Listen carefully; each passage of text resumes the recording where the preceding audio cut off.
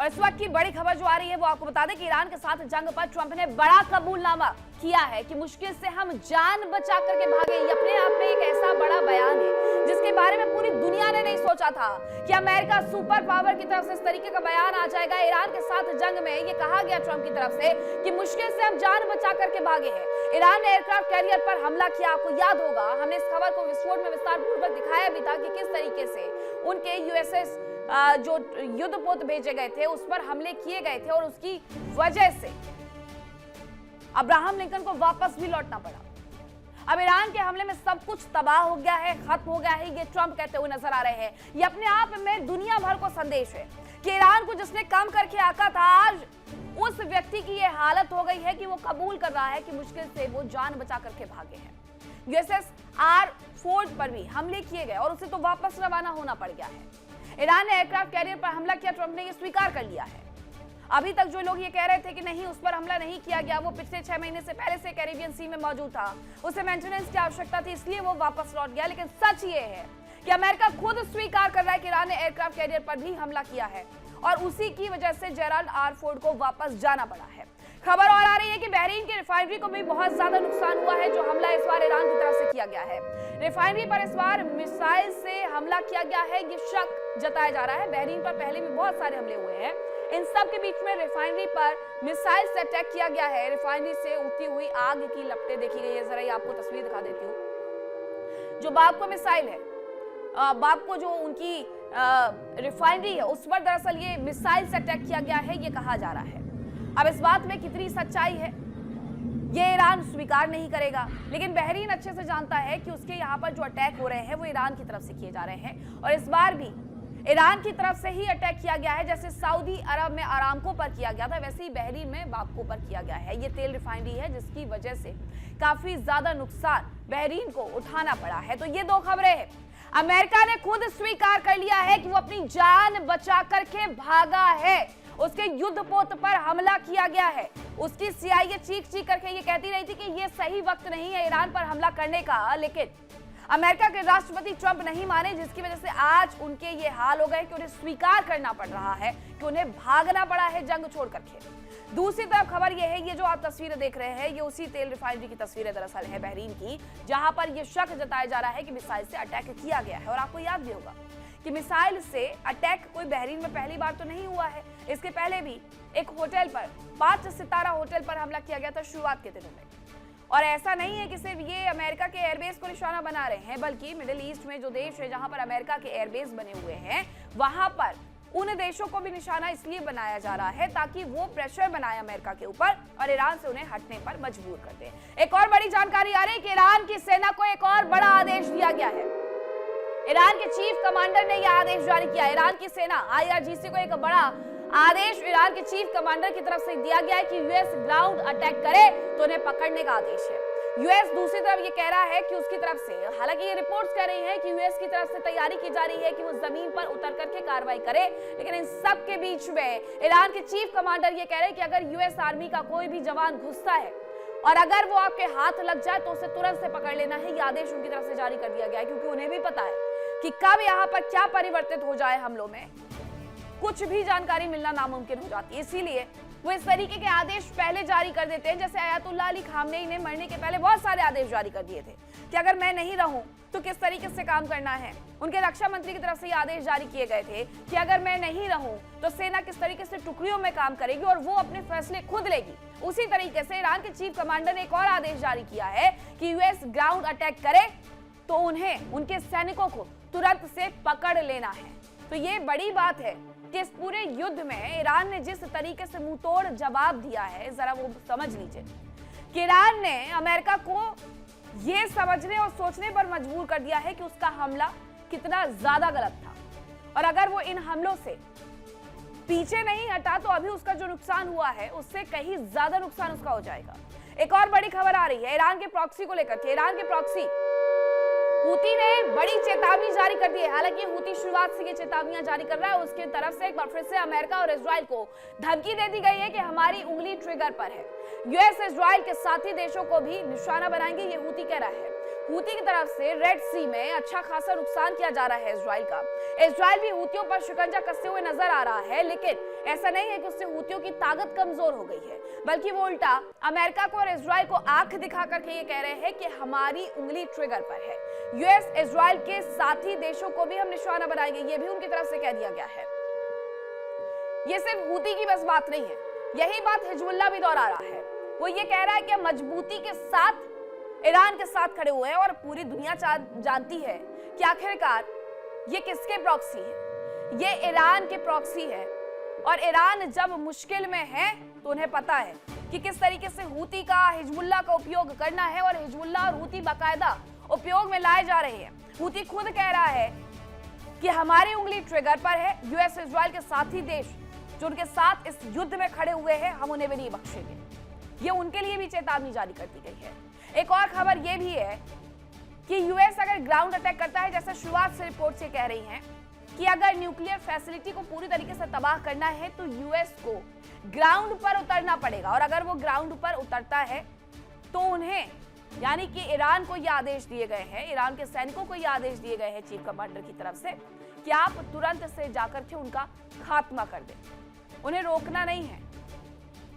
अब जंग की अगर हम बात करें तो भले ही मिडिल ईस्ट में लड़ी जा रही है, लेकिन ऐसा नहीं है कि इसका असर दुनिया भर में कहीं पर भी पड़ते हुए नजर नहीं आ रहा है। बहुत जगह इसका असर भी पड़ रहा है। दुनिया भर में हाहाकार मच गया है, खासतौर पर तेल को लेकर के। अब आपको बताते हैं कि किस तरीके से दुनिया इससे प्रभावित हो रही है। सबसे पहले हम बात करेंगे ऑस्ट्रेलिया की, जो ऑस्ट्रेलिया का अमेरिका से पेट्रोल डीजल खरीदने का सौदा है। तेल की कमी की वजह से बंद हो चुके हैं 500 से ज्यादा पेट्रोल पंप। ये ऑस्ट्रेलिया का हाल हो गया है और प्रधानमंत्री एंथनी एल्बनीज की तरफ से यह स्वीकार भी किया गया है कि उनके यहाँ पर लॉकडाउन जैसे हालात है क्योंकि तेल की कमी हो गई है। सबसे पहले हम बात करते हैं ऑस्ट्रेलिया के सबसे बड़े शहर सिडनी की, जहां पर 60 पेट्रोल पंप पूरे तरीके से बंद हो गए हैं। मलेशिया और साउथ कोरिया का ऑस्ट्रेलिया को तेल देने से इनकार भी देखने को मिला है। जब ऑस्ट्रेलिया को जरूरत है तब साउथ कोरिया मना कर रहा है, मलेशिया मना कर रहा है। और कैसे देंगे? जिनके पास खुद नहीं है वो ऑस्ट्रेलिया को क्या उपलब्ध करवा सकते हैं? अमेरिका के बारे में भी जान लीजिए। ऐसा नहीं कि अमेरिका छूता है इससे। अमेरिका में पेट्रोल की कीमत $3.75 प्रति गैलन के पार पहुंच गई है। 3 लीटर तेल की कीमत कुछ महीनों में 4.30 से ये $4.50 प्रति गैलन तक जाने की आशंका है। महंगाई वहां पर भी बढ़ी है। टैरिफ, महंगाई और बेरोजगारी से उनकी अर्थव्यवस्था जूझते हुए नजर आ रही है। फिलीपींस वो राष्ट्र है जिसने ऊर्जा आपातकाल सबसे पहले घोषित किया। पेट्रोल की कीमत यहां 90 पैसों प्रति लीटर के पार पहुंच गई है और युद्ध से पहले की कीमत के मुकाबले में इसमें 200% का उछाल देखा गया है। पाकिस्तान में तो हाल ये था कि लोग पेट्रोल पंपों पर लाइन में खड़े होकर के एक दूसरे के साथ मारकाट कर रहे थे कि पहले तेल कौन लेगा। मर्डर तक कर दिए गए हैं। पाकिस्तान में सरकारी दफ्तरों में हफ्ते में 4 दिन ही कामकाज किया जाएगा और 50% सरकारी कर्मचारियों को वर्क फ्रॉम होम दे दिया गया है। सरकारी गाड़ियों का 50% बेड़ा सड़कों से हटा दिया गया है। इसके साथ ही नए एसी और फर्नीचर खरीदने पर पूरी तरीके से पाबंदी लगा दी गई है। अब बात अगर हम बांग्लादेश की करें तो वहां पर क्या आलम है। बांग्लादेश में जहां से गारमेंट्स का कारोबार होता है, पूरी दुनिया में गारमेंट्स भेजे जाते हैं, लेकिन वो बुरी तरीके से प्रभावित हुआ है। गैस आधारित जो बिजली संयंत्र है उससे प्रोडक्शन होता था और यूनिवर्सिटीज में रमजान के पहले ही छुट्टियां घोषित कर दी गई। बांग्लादेश में पेट्रोलियम कॉर्पोरेशन ने ईंधन भरने की सीमा तक तय कर दी है कि कितना तेल किसे मिलेगा। बात अब श्रीलंका की करते हैं। देश में स्कूल और विश्वविद्यालय बंद कर दिए गए हैं। गैर जरूरी पब्लिक ट्रांसपोर्ट पूरी तरीके से बंद कर दिया गया है और यही हाल इजिप्ट में भी बना हुआ है। इजिप्ट में ईंधन और खाने के दामों में जबरदस्त उछाल देखने को मिला है। स्वेज कैनाल से मिलने वाला जो रेवेन्यू है वो साफ तौर पर गिरा हुआ नजर आता है। पर्यटन से होने वाली जो आय थी उसमें भी गिरावट है क्योंकि टिकट्स फ्लाइट के इतने महंगे हो गए हैं कि लोग अब जाना नहीं चाहते हैं। रात के बिलबोर्ड बंद है और सार्वजनिक रोशनी कम करने का आदेश जारी कर दिया गया है। अब बात हम ब्राजील की करते हैं। ये दुनिया भर में स्थिति है, लॉकडाउन जैसे हालात हैं सिर्फ इस मिडिल ईस्ट वॉर की वजह से। ब्राजील में क्या हाल है? यहाँ पर आयातित खाद पर ब्राजील निर्भर है।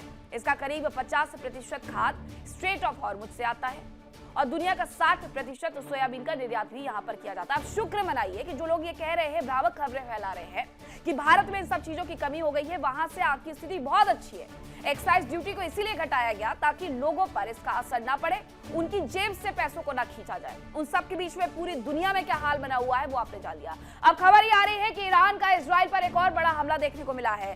तेल अवीव पर बड़े हमले का दावा किया गया है। इसमें एक शख्स की मौत हुई है। 4 जख्मी हैं। ईरान ने एक बार फिर से इजराइल के तेल अवीव को निशाना बना लिया। तेल अवीव उनके लिए सबसे सुरक्षित जगह हो गई है, जहां वो बार बार क्लस्टर बम गिराते हैं, जिसकी वजह से नुकसान इस कदर होता है कि उन्हें रोक पाना मुश्किल हो जाता है। तेल अवीव से आई हुई तस्वीरें, अगर आप ये सोचें कि हर बार एक ही तस्वीरें क्यों आती है, क्योंकि हर बार तेल अवीव का एक ही हाल होता है। हर बार तेल अवीव के आसमान में इसी तरीके से ये मिसाइल देखने को मिलती है। इन्हें इंटरसेप्ट किया गया है, लेकिन बहुत सारी मिसाइल्स ऐसी होती है जो कि सीधे जाकर के नीचे गिरती है, जिसकी वजह से ये नुकसान होता है, जैसा इस बार हुआ है। एक शख्स की मौत हो गई है और 4 लोग घायल बताए जा रहे हैं, और ये मिसाइल अटैक की वजह से हुआ है। जो आपने इसमें ये विस्फोट की आवाज सुनी है, ये उसकी वजह से हुआ है। जरा एक बार फिर से आपको ये फुल स्क्रीन तस्वीरें दिखाकर के हम इसकी आवाज सुना देते हैं, तब आप समझ पाएंगे कि आखिरकार ये धमाका कितना तीव्र था और वहां पर लोग किस तरीके से भागते हुए, दौड़ते हुए अपनी आवाज, एक बार फुल स्क्रीन ये विजुअल जरा आवाज के साथ सुनवाइएगा।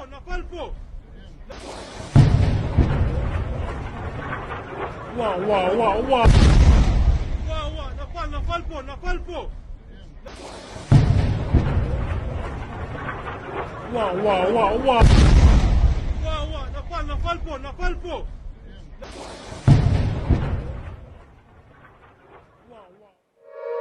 तो ये विस्फोट इतना भयावह था कि लोग वहां पर चीखते चिल्लाते हुए नजर आते हैं। एक और खबर आ रही है कि ईरान ने ओमान पर भी एक बड़ा हमला किया है। ओमान के बंदरगाह को इस दौरान नुकसान पहुंचाया गया है। ईरान के ड्रोन से बंदरगाह को भारी नुकसान पहुंचाया गया है, ये बड़ी जानकारी है। ओमान को बार बार निशाने पर लिया जा रहा है, इस बार भी ओमान के बंदरगाह को नुकसान पहुंचाया गया है।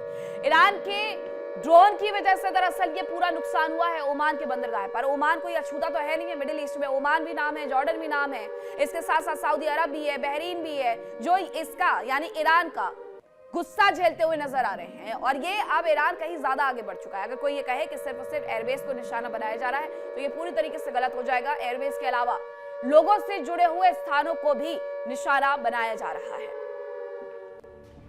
ईरान के ड्रोन ने जो भारी तबाही बंदरगाह पर लाई है, उसका सीधा सा असर यह है कि ओमान में उसके पूरे व्यापार को वो ठप करना चाहता है।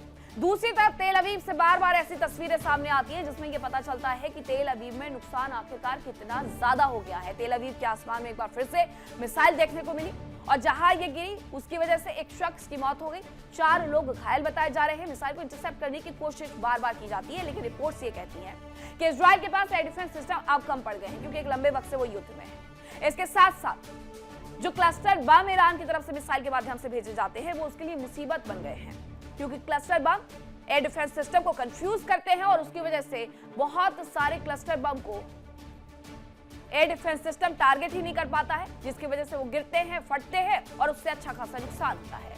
अब अमेरिका ईरान पर हमले तो कर रहा है, ईरान में भारी तबाही भी हो रही है, लेकिन इस सब के बीच में एक खबर ने अमेरिका को और ज्यादा टेंशन में डाल दिया है। अब वो खबर कौन सी है जिसकी वजह से अमेरिका टेंशन में चला गया है, इस रिपोर्ट में देखें।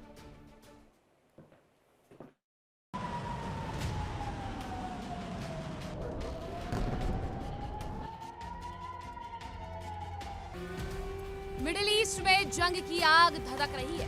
क्षेत्र की शांति, मानवता का विकास और लोगों के अरमान इस आग में जल रहे हैं, लेकिन इस आग के शांत होने की उम्मीद नहीं दिख रही है।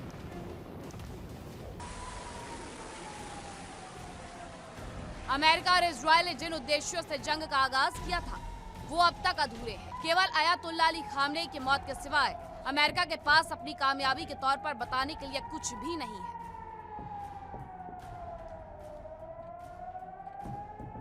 ईरान की सेना लगातार पलटवार कर रही है। अरब देशों में मौजूद अमेरिका के सैन्य बेस पर तो हमले हो ही रहे हैं। अरब देशों के अहम ठिकानों पर भी बारूद बरस रहा है, और इजराइल में तो जबरदस्त तबाही हो रही है।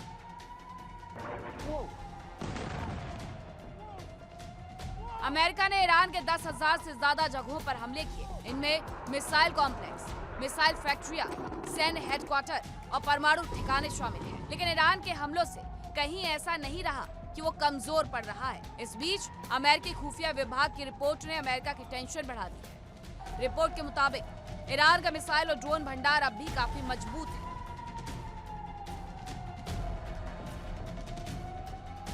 खुफिया विभाग की रिपोर्ट के अनुसार तेहरान के पास अब भी अपनी मिसाइलों और ड्रोनों का एक बड़ा हिस्सा सुरक्षित है। यह स्थिति युद्ध के आने वाले हफ्तों में अमेरिका के लिए बड़ी चुनौती बन सकती है। मीडिया रिपोर्ट के मुताबिक अमेरिका और इजराइल के हमलों में अब तक ईरान के मिसाइल स्टॉक का केवल 1/3 हिस्सा ही नष्ट हुआ है। जबकि बाकी के हिस्से को लेकर स्थिति अभी भी साफ नहीं है।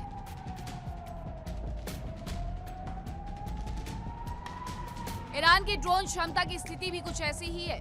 बताया जा रहा है कि अब तक केवल 33% ड्रोन पावर ही खत्म किया जा सका है। रिपोर्ट्स के मुताबिक ईरान ने फतेह सीरीज जैसी अपनी हाइपरसोनिक मिसाइलों को अब तक बचाकर रखा है। ये इस बात की ओर इशारा करता है कि मिसाइल युद्ध का सबसे खतरनाक दौर अभी शुरू होना बाकी है।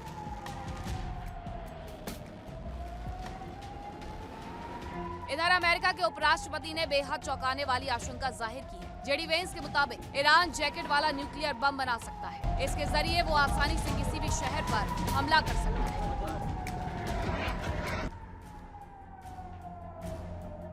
जेडी वेंस का कहना है कि ईरान बड़ी चालाकी से आगे बढ़ रहा है। वो ऐसा हथियार बनाना चाह रहा है जिससे अमेरिका में कोहराम मचाया जा सके। ईरान सुसाइड बम्बर की तर्ज पर सुसाइड न्यूक्लियर बम्बर तैयार करना चाह रहा है। इसके लिए वो न्यूक्लियर वाला जैकेट तैयार कर सकता है।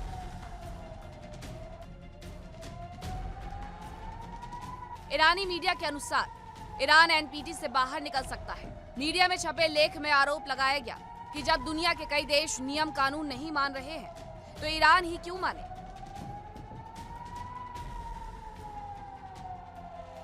ईरान के पास पहले ही करीब 60% तक संवर्धित लगभग 440 किलो यूरेनियम, एक परमाणु बम बनाने के लिए 90% तक संवर्धित यूरेनियम की जरूरत होती है। बताया जा रहा है कि 440 किलो यूरेनियम से 11 परमाणु हथियार तैयार किए जा सकते हैं। देखिए इंडिया डेली 24/7 अब आपके स्मार्ट टीवी पर। इंडिया डेली मौजूद है सभी डिजिटल प्लेटफॉर्म पर लाइव और लगातार। इंडिया डेली 24/7 हर दिन राष्ट्र को समर्पित।